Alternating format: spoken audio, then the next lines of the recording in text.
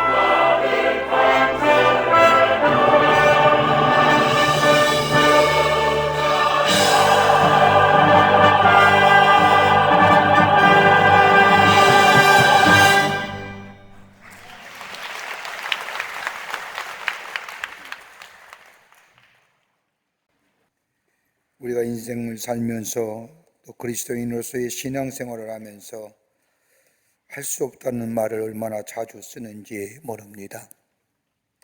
내가 할 수 있는 최선을 다했는데 그 결과가 나타나지 않고 아무런 나의 삶의 열매로 나타나지 않을 때에 포기하고 싶고 그만두고 싶고 이제는 더 이상 할 수 없다는 마음이 들면 우리 입에서 저절로 나오는 말이 있다고 하면 할 수 없지, 할 수 없다 라는 말입니다. 영국 출신의 미국 시인인 에드가 알버트 게스트라고 하는 시인이 그의 시 속에서 이렇게 이야기합니다. 세상에서 가장 나쁜 말은 그것을 말로 하든지 글로 쓰든지 할 수 없다는 말이다. 할 수 없다는 말은 욕설이나 거짓말보다 더 많은 해를 끼친다. 이 말로 인하여 강인한 영혼이 수없이 파괴되고 수많은 목표가 죽어간다. 이 말이 당신의 머릿속을 점령하지 않도록 하라. 그리하면 언젠가 당신은 당신이 원하는 것을 얻을 수가 있다라고 쓴 것을 읽을 수가 있습니다. 그러기에 우리가 쓰는 말 가운데 쓰지 말아야 할 말이 있다고 하면 할 수 없어. 부정적이고 염세적인 단어 쓰지 말아야 합니다. 더더욱 그리스도인의 삶에는 그러합니다. 여러분, 그리스도인에 있어서 가장 강력한 힘이 어디 있을까요? 믿음도 중요하지만 하나님 우리에게 주신 가장 강력하고도 최고의 선물이요 능력의 원천이 있다고 한다면 다름 아닌 기도입니다. 기도할 때에 하나님의 능력을 힘입습니다. 기도한다는 것은 하나님 앞에 나아간다는 것이요 하나님과의 깊은 영적인 관계를 맺는다는 것이요 더 나아가 하나님과의 인격적 교제가 우리 안에 있다는 겁니다. 그러기에 기도할 때마다 주의 이름을 부르며 기도할 때마다 우리 하나님 우리의 기도에 응답해 주신다고 약속해 주셨습니다. 그러기에 우리는 기도란 귀한 능력의 원천이 있습니다. 성경의 말씀을 보면 성경뿐만 아니라 하나님의 그 위대한 구속의 역사에 쓰임받았던 사람들의 모습을 보면 공통점이 하나 있습니다. 저들의 비전, 꿈 이런 다양한 지도력 여러 가지 많은 이야기를 하지만 그러나 하나님의 구속의 역사에 귀하게 쓰임받았던 공통점 하나는 다름이 아니라 기도의 사람이었다는 겁니다. 그뿐 아니라 하나님 앞에 엎드려 기도했을 뿐만 아니라 기도한 후에 저의 삶의 자리에서 기도의 응답을 기다렸으며 그 응답하기 위해 준비했던 사람들이 하나님의 귀한 역사에 쓰임받았을 뿐만 아니라 구속의 역사의 주인공이 되었던 것을 보게 됩니다. 비록 기도가 더디 응답되고 빠르게 응답되지 않아 실망할 때도 있지만 하나님께서는 그 일을 이루어 가시는 방법과 계획이 있음을 믿고 하나님의 주권을 내어 맡기고 하나님을 신뢰하는 믿음으로 다시금 기도의 자리에 서서 하나님 앞에 기도하며 준비했던 사람들, 이런 사람들이 하나님의 귀한 역사에 쓰임받았던 사람들이었던 것을 보게 됩니다. 오늘 본문의 말씀을 가만히 보면 느헤미야 삶 또한 마찬가지였습니다. 느헤미야에 관하여 여러 가지 많은 이야기를 하며 그의 지도력과 리더십에 대하여 연구도 하며 말하지만 그는 하나님 앞에 특별하게 쓰임받았던 사람뿐만 아니라 가장 중요한 것이 있다고 한다면 기도의 사람이었습니다. 그는 자신의 나라인 이스라엘이 바벨론으로부터 무려 1200km나 떨어져 있음에도 불구하고 바벨론에 하나님의 공동체를 세워갔을 뿐만 아니라 영적인 세계를 열어갔을 뿐만 아니라 그가 유대인의 총독으로 와 저 예루살렘 성곽을 건축할 때 그런 다른 곳으로 건축한 것이 아니라 기도함으로 하나님의 위대한 역사를 이루어갔던 것을 보게 됩니다.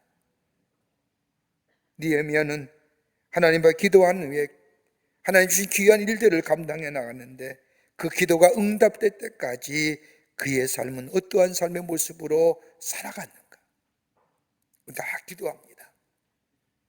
삶의 어려움과 문제가 있을 때마다 하나님 앞에 엎드려 기도합니다. 일상 속에서도 하나님 앞에 엎드려 기도합니다. 기도한 후에 나의 삶의 자리는 어떤 모습으로 가야 될 것인가? 오늘 본문의 말씀은 느헤미야의 기도의 모습을 통하여 우리에게 귀한 영적인 교훈과 더불어 신앙의 교훈의 말씀을 하고 계십니다. 함께 본문을 통하여 은혜 받기를 원합니다. 첫째는 하나님의 때를 기다리며 살았다는 겁니다. 오늘 느헤미야 1장 4절 이하의 말씀을 보면 느헤미야는 저 자신의 고향 땅인 저 모국인 예루살렘이 저 성이 무너지고 성문이 불탔다는 이야기를 들을 때에 한없이 애통했습니다. 그러기에 성경 말씀을 보면 그는 눈물과 금식함으로 하나님 앞에 나아가 기도합니다. 그런데 기도한 후에 다른 어떤 인물처럼 자신이 나서질 않습니다. 자신이 나서지 아니했다는 것은 자신이 기도한 일에 대하여 이를 시기와 방법을 정하지 않았다는 겁니다. 다른 말로 말하면 하나님의 때를 기다렸다는 겁니다. 우리는 흔히 기도한 후에 내가 기도했기에 이젠 됐지라고 하며 내 시기와 내 방법과 내가 정한 룰에 의하여 일하지만은 느헤미야는 그렇지 않았다는 겁니다. 여러분, 느헤미야가 할 수 없어서 안 한 것이 아닙니다. 당시에 느헤미야는 과시 고대 근동지방의 가장 강대국인 바사의 저 왕의 권력의 가장 높은 서열에 있던 사람입니다.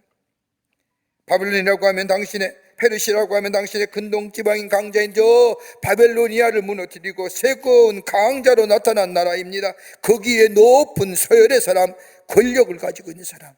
여러분, 그만한 권력이면 저 예루살렘 성에 성곽 세우는 일, 성문을 세우는 일 아무것도 아니지만은 그러나 나서지 않습니다. 많은 것을 할 수 있음에도 불구하고 그는 기도한 후에 기다렸다는 겁니다. 그가 기다린 이유는 다른 것이 아니라 내가 아니라 하나님이라는 것을 알았기 때문입니다. 내가 하는 것이 아니라 하나님이 하시는 것이라고. 이를 이루기 위해서 내 방법이나 내 뜻이나 내 계획을 내가 결정을 가지고 나아가는 것이 아니라 하나님이 계획하시고 이루실 일들을 기대하며 바라보며 기다렸다는 겁니다. 이걸 가리켜서 조금 고급진 용어로 얘기하면 창조적 수동령, 기다리는 거예요. 막연하게 기다리는 것이 아니라 하나님의 때에 하나님의 귀한 방법으로. 왜? 우리 하나님은 신실하시고 좋으신 하나님이기에 좋은 것을 주시는 하나님이 내 기도에 가장 좋은 때에 가장 적절한 때에 응답하실 뿐만 아니라 그것을 믿고 기다리는 것, 거기에 창조의 역사가 일어나는 것, 그러기에 창조적 수동령이 깊어서 그냥 막연히 혼자 기다리는 것이 아니라 하나님과 함께 더불어 기다리는 것. 그러기에 느헤미야는 하나님의 법기려 슬픈 마음과 애통의 마음을 가지고 금식한 후에 그리고 기도한 후에 아무런 말하지 않습니다. 할 수 있음에도 불구하고 하나님의 때를 기다렸다는 겁니다. 하나님의 때와 방법을 기다리는 삶, 그런 나름이 아니라 그 기다림에게는 하나님을 대한 믿음과 신뢰가 있었기에 가능했습니다.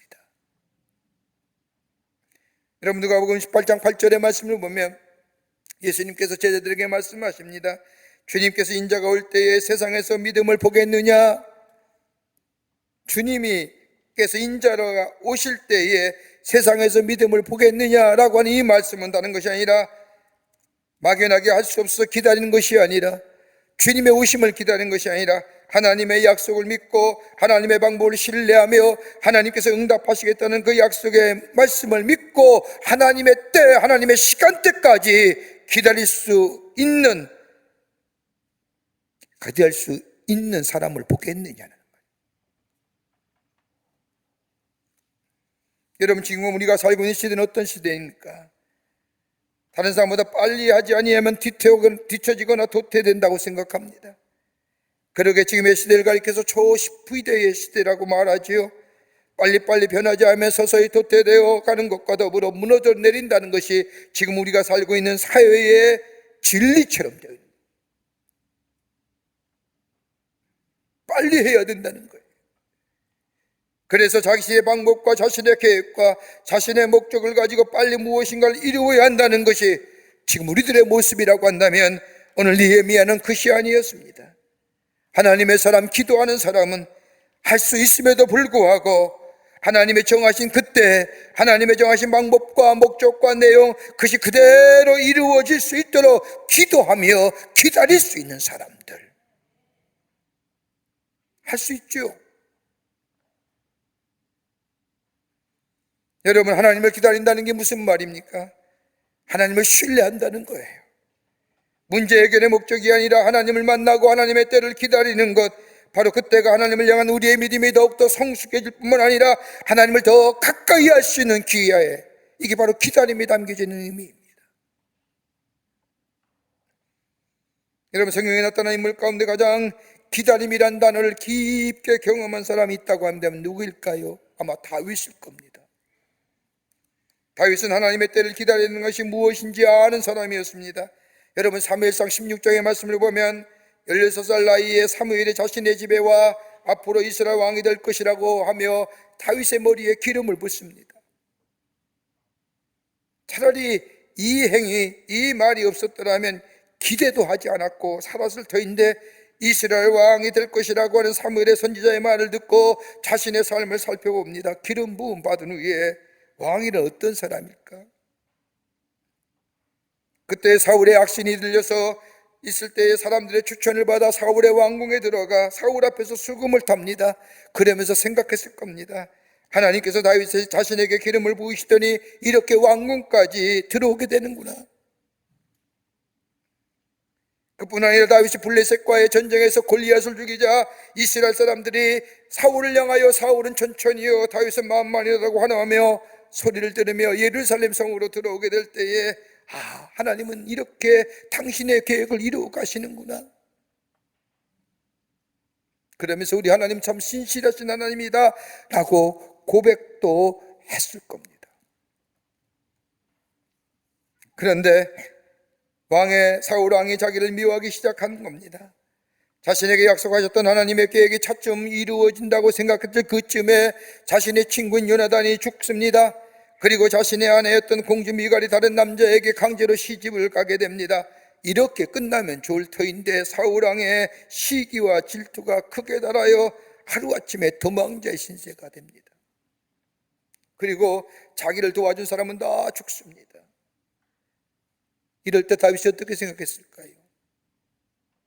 이상하게 돌아가네, 하나님의 계획이 잘못된 것은 아니야 라고 생각했을지도 모릅니다. 얼마나 사울왕의 끈질긴 추격이 있었는지 자기가 죽인 저 골리앗의 고향으로다가 살아남기 위하여 미친 사람처럼 행세를 하는데, 그 모습이 자신이 봐도 비참하기가 짝이 없습니다. 이것은 아닌데, 하나님의 뜻이 이렇게 이루어진 것은 아닌데 라고 생각하지 않았겠습니까? 하나님의 뜻과 계획과는 정반대로 내 인생에 전개되어 가는 모습들, 고향으로 돌아왔지만 그 넓은 땅에 다윗이 살 것은 그 어느 것도 없어서 동물 속으로 숨어 들어갑니다. 그리고 자신들에게 찾아온 사람들, 괜찮은 사람들이 찾아와 함께하면 좋았을 터인데, 그나마 위로받을 터인데, 다윗을 찾아온 사람들은 그도 역시 소외당한 자요, 쫓김을 받은 자요, 불량배요, 죄진 자들이 약 400명이 모여 다윗을 수장으로 삼고 공동체를 이룹니다. 하루아침에 불량배 우두머리 된 겁니다. 이 속에 무슨 희망이 있고 하나님께 부름받은, 기름 부음 받았다는 의미가 무슨 의미가 있을까요? 아무런 의미가 없는 거예요. 여러분, 다윗이 시편이나 사무엘사에 고백된 것처럼 여호와는 나의 반성이시여 산성이시여 나의 피할 바이시여, 여러분, 그냥 듣기 좋은 고백이 아닙니다. 여러분, 어떤 성경 말씀에 보면 다윗의 고백 속에 부모도 나를 버렸사오니 부모에게마저도 버림받았던 다윗, 한마디로 말하면 그의 인생은 끝난 인생이에요. 부모에게 버림받은 인생, 사람과의 관계성이 다 끊어진 인생, 처절하게 버림받은 인생. 그런데 그에게 한 가지 마음의 깊은 곳에 자리 잡고 있었던 것들,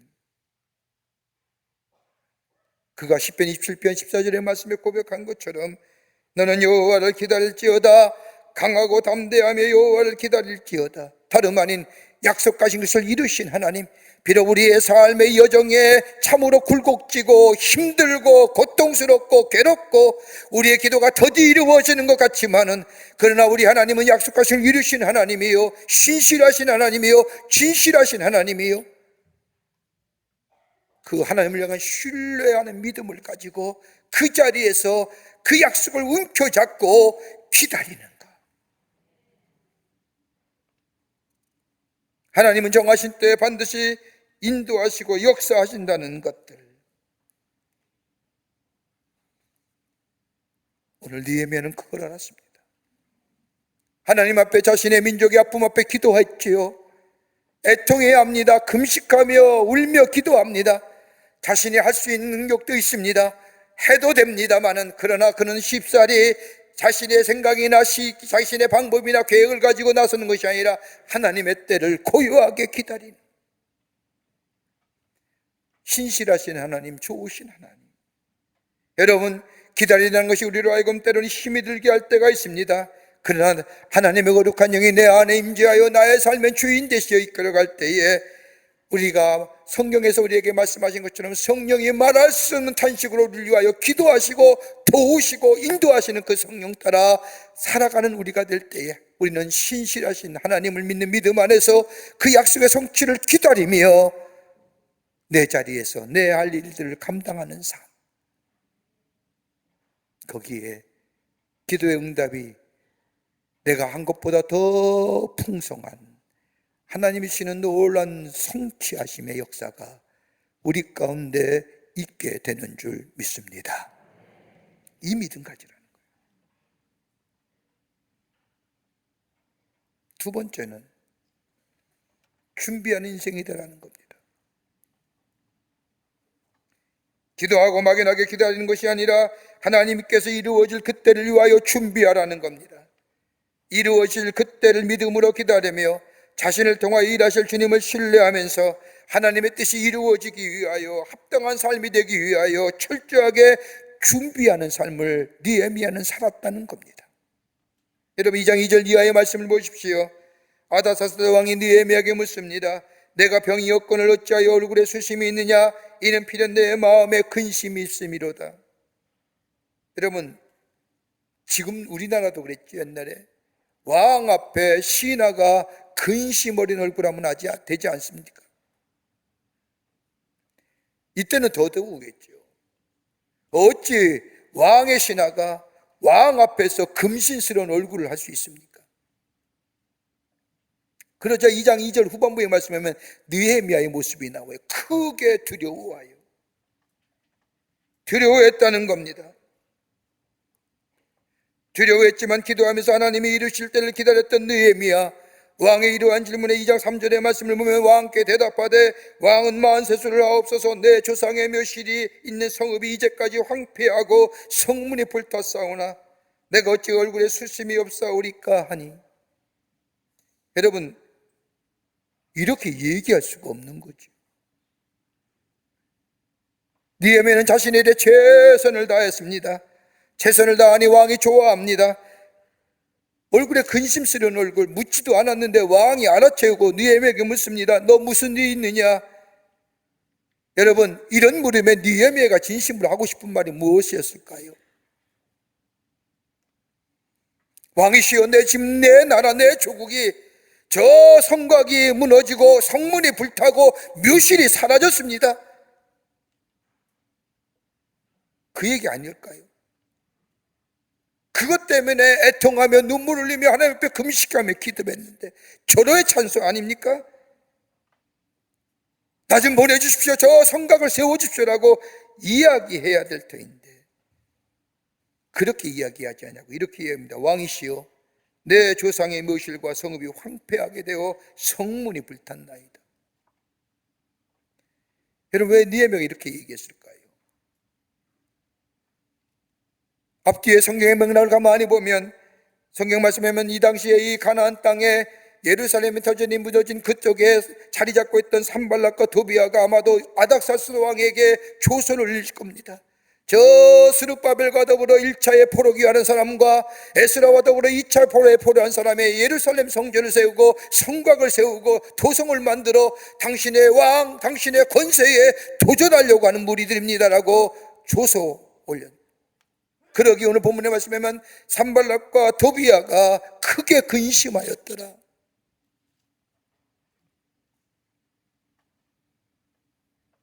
이런 선입견을 가진 아닥사스다 왕에게 왕이여, 내 나라가 황폐케 되었습니다. 내 나라가 다 무너졌습니다. 나를 보내십시오라고 얘기했으면 왕이 순순히 받아들일까요? 괘씸한 녀석. 근데 오늘 뭐라고 얘기합니까? 내 조상이 묘실이, 조상의 묘실에 관하여 얘기합니다. 당시의 페르시아 문화 가운데 조상들에 대한 특별한 조상 장례에 대한 것에 가치를 두고 있던 나라, 조상의 묘실이 회파됐다는 것은 당시 페르시아인들에게 가장 가슴 아픈 일이요 견디기 힘든 일인, 이것을 알았던 이 느헤미야는 왕이 물었을 때에 나라를 위해서 가게 해달라고, 나라를 도와달라고 얘기한 것이 아니라 내 조상의 묘실이 회파되었습니다라고 이야기하며, 그 이야기를 들은 이 아닥사스다 왕의 마음이 어떻을까요? 연민, 궁일이 여긴 마음. 이 얘기를 듣는 아닥사스다 왕이 뭐라고 묻습니까?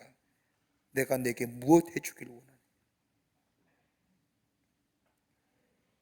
이때 느헤미야는 이스라엘 성의 복원을 위해 예산이며 필요한 것들, 그리고 공사에 필요한 사람들의 수, 그리고 주변 나라를 위해서 조서까지 써달라고.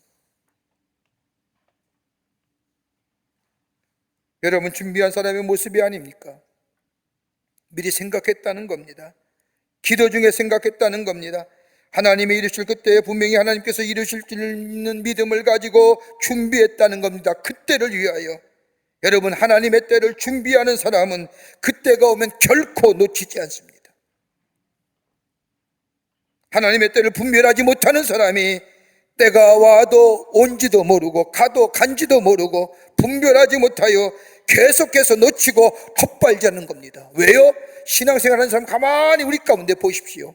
어떤 사람은 하나님의 축복을 받고 은혜를 받으며, 여러분, 그게 물질이고 세상적인 가치가 아니라 하나님의 은혜 안에서 내 삶의 영이 풍요로워지는 그런 능력을, 그 은혜를 경험하는데, 그렇지 못한 사람들은 왜요?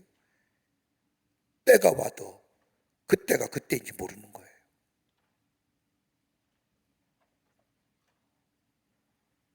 이게 진짜인가? 우왕좌왕하다가 다 잃어버리고 맙니다. 여러분, 우리가 잘 아는 예수님의 비유 가운데 열처녀의 비유가 있지 않습니까? 지혜로운 5처녀와 열처녀, 미련한 5처녀의 비유. 지혜로운 5처녀는 신랑이 올 것을 준비하며 기다리지요. 그러나 미련한 5처녀는 졸다가 신랑이 온다는 소식에 그때서야 기름을 준비하려고 바쁘게 움직이지만 이미 문은 닫힌 채 늦어버리고. 여러분, 신랑이 온다는 것은 사실이에요. 신부가 기다리는데 신랑이 안 와요? 신랑이 온다는 것은 자명한 사실이에요. 근데 언제 올지는 아무도 몰라요. 근데 분명한 것은 온다는 사실이에요. 온다는 사실을 안다고 한다면 준비하는 건 당연하잖아요. 우리의 기도에 응답하기를 기뻐하실 우리 하나님, 우리 기도에 분명히 응답하시는데 그때와 그 방법과 그 시기는 알 수가 없어요. 왜요? 내가 아는 것보다 우리 하나님의 응답의 역사는 더 풍성하고 더 풍요하고 더 넘치는 것이기에, 그렇다고 한다면 뭐 해야 될까요? 기다리고 준비하는 거예요.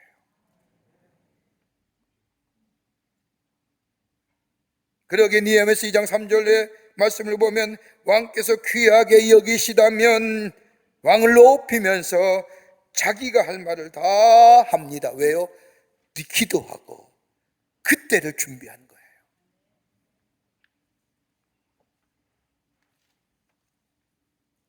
여러분, 느헤미야가 준비한 것이 뭘까요? 마음에 준비한 거예요. 주님이 이루실 그때를 생각하며 마음의 준비함을 가지고 하나님 앞에 역사하실 그 주님을 기다렸다는 겁니다. 그리고 보세요, 최선의 노력을 다하여 왕을 섬기잖아요. 관계성을 맺어.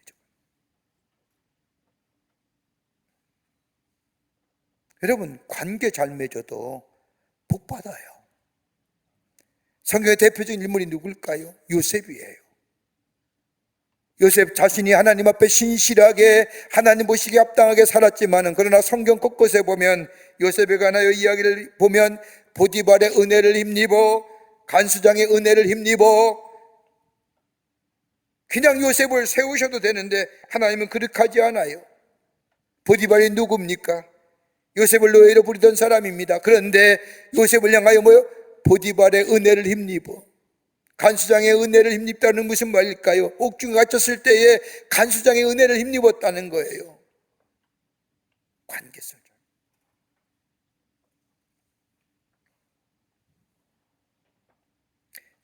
요셉은 자신에게 주어진 일에 허접하다고 생각하며 소홀하지 아니하고 최선을 다하며, 감옥에 들어가서도 최선을 다하며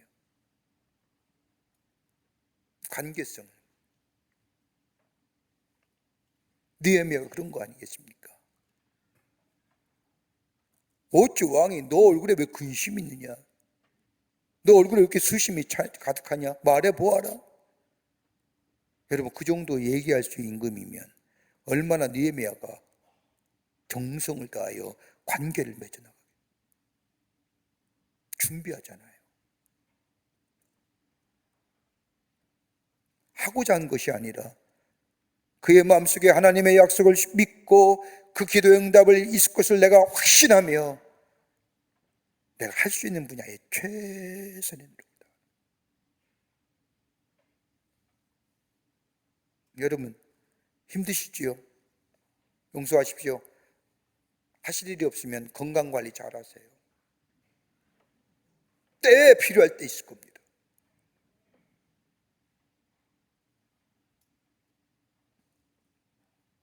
어느 때인가 그것이 내게 쓰임받는 거예요. 내가 준비할 때에, 하나님이 내게 사업을 주실 때에, 비록 지금은 사업이 없지만 하나님이 내게 사업을 주실 때에 그것을 위해서 준비할 줄 아는 자. 잠시 쉬면서 내가 전문성이 부족할 것 같아서 그 전문성을 기를 수 있는 자.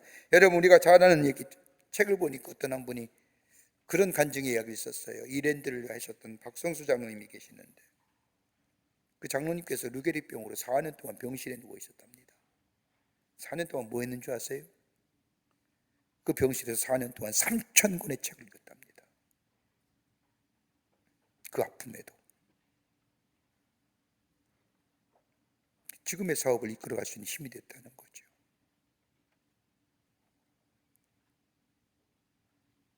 우리에게 주어진 시간과 우리에게 주신 일터, 우리가 주신 것들, 헛되고 무의미한 것 아무것도 없습니다. 다 소중한 것들이고 거기에 최선을 다하고 바로 그것이 준비하는 것이요. 기도의 응답의 시간에 하나님이 역사하시는 그때에 내가 준비된 자세로 그 앞에 나아갈 때에 거기에 풍성한 열매가 맺어지는 은혜를 경험하게 됩니다. 끝으로 지속적으로 기도하라는 거예요. 느헤미야가 기도한 후에 하나님의 때를 기다리되 준비하고 기다렸습니다. 그리고 준비하며 기다릴 뿐만 아니라 오늘 본문의 말씀에 지속적으로 기도한 거예요. 아닥사스 왕이 느헤미야에게 무엇을 원하니라고 질문하자 왕이 만났는데 왕이 느헤미야에게 던진 질문이에요. 뭐 예비되고 준비된 게 아닙니다. 보니까 얼굴이 근심이 가득 차서 너 왜 얼굴 근심이 가득 차느냐? 예기치 않은 질문이잖아요. 불쑥 들어온 질문이에요. 거기에 이 느헤미야는 준비된 자에게 대답을 하지요. 우리 조상의 묘실이 불탔습니다. 그러자 왕이 내게 무엇 해주기를 원하느냐? 그런데 성경 말씀 보세요. 그 잠깐 오가는 질문 속에 느헤미야가 뭘 했을까요? 기도했다는 거예요. 성경 말씀을 보세요. 묵도했다. 왕의 물음에 그 찰나의 순간에, 그 짧은 순간에 하나님 앞에 기도하며 하나님의 도움을 구했다는 겁니다. 여러분, 가능한 일이 아닙니다. 평소에 기도의 습관이, 기도의 삶이 쌓여진 사람은요, 그 찰나의 순간에 하나님 앞에 기도할 수 있는 거예요.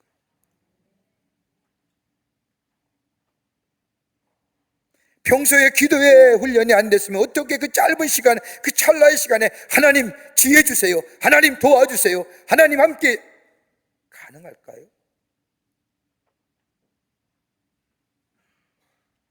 그 짧은 틈에 느헤미야는 하나님께 기도하며 주의 인도하심과 내가 말할 수 있는 지혜를 달라고 하나님 앞에 지속적으로 계속해서 기도했다.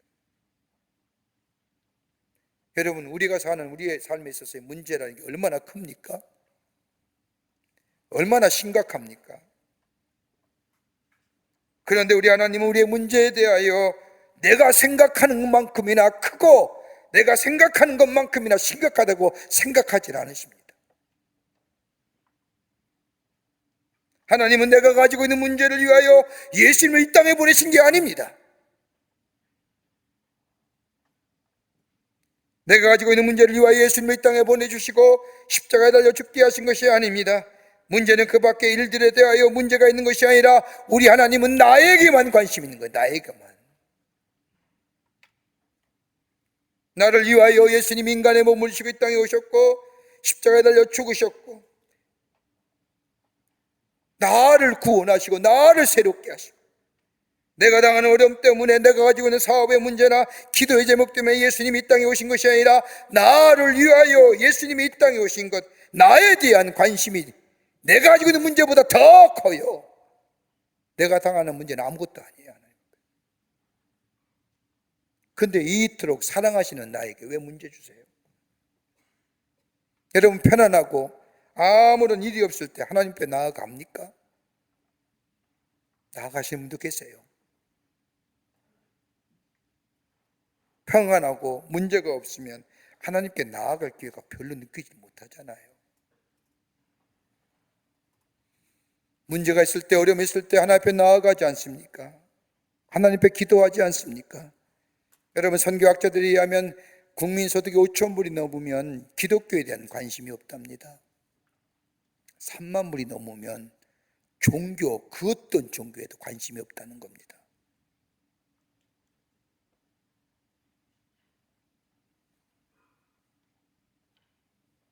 여러분, 우리를 사랑하시는 우리 하나님, 나에게만 관심을 가지고 계신 우리 하나님, 우리에게 문제가 주신 이유가 뭘까요? 괴롭게 하기 위해서가 아니라 주님께 더 가까이 가기 위해서, 복 주시기 위해서, 그리고 나를 변화시키고 나를 새롭게 만들어 가시어 하나님의 사람으로 바르게 세움받기 위해서. 그러기에 문제와 어려움은 하나님을 나를 성숙해 하시는 기회예요. 하나님과 깊은 관계성을 맺어 하나님의 나의 하나님 되심을 고백하는 기회예요. 우리의 인생 여정 가운데 하나님만 의지하며 살기 위해서 우리 하나님께서 때로는 우리에게 문제를 주시고 어려움을 주시고, 그로 인하여서 바른 관계, 깊은 관계, 하나님만이 나의 구원해 주라고 고백할 수 있는, 온전케 하시기 위해서 주시는 문제라는 겁니다. 느헤미야 보세요. 기도와 기다림이 느헤미야가 성강 위에도 하나님의 사람으로 지속적으로 남게 한 이유는 다름이 아니라 그가 기도하고 기다리고 응답하여 삶에도 불구하고 그는 계속해서 기도의 자리를 떠나지 않았던 삶이기에.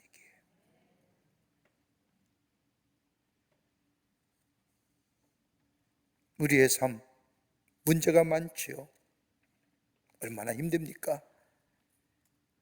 내가 가지고 있는 문제가 가장 힘든 겁니다. 그러나 그 문제는 나를 하여금 하나님 앞에 더 가까이 가고 하나님과 깊은 관계, 교제, 나를 하여금 성숙해 하는 기회, 그 기도의 자리를 떠나지 아니할 때에 그 삶이 복된 삶이요, 하나님이 주신 축복을 누리는 복된 인생으로 살아가게 만듭니다. 문제 있습니까? 우리 마음속에 동함이 있습니까? 기도의 자리에 서십시오. 그리고 그 하나님을 신뢰하십시오. 그리고 그 자리에서 준비하시는 겁니다. 그리고 그 기도의 자리를 떠나지 아니할 때에 우리의 인생의 삶이 복된 삶 되고 주시는 축복을 누리며 장구한 세월의 삶, 약속의 성취를 누리며 사는 하나님의 백성의 삶이 되는 줄 믿습니다. 이런 믿음으로 승리하시는 여러분과 저와 되시기를 주의 이름으로 축원합니다. 하나님 감사합니다. 저희를 주께서 사랑해 주셔서 하나님의 백성 삼으시고 하나님 앞에 나아가 기도할 수 있는 귀한 특권 주심에 감사합니다. 삶의 어려움과 문제가 있을 때마다 주님 앞에 더 가까이 가는 저희들 되게 하시며 우리의 삶의 문제와 어려움을 주 앞에 내려놓고 기도하며 기다리며 준비하며 다시금 기도의 자리에 설 수 있는 저희 되게 하여 주셔서 그 주시는 하나님의 응답의 역사와 더불어 풍성함의 축복을 누리는 저희들 되게 하여 주시옵소서. 성령이 우리와 늘 함께 하시고 인도하시고 도와주실 줄 믿으며 예수님의 이름으로 기도하옵나이다. 아멘.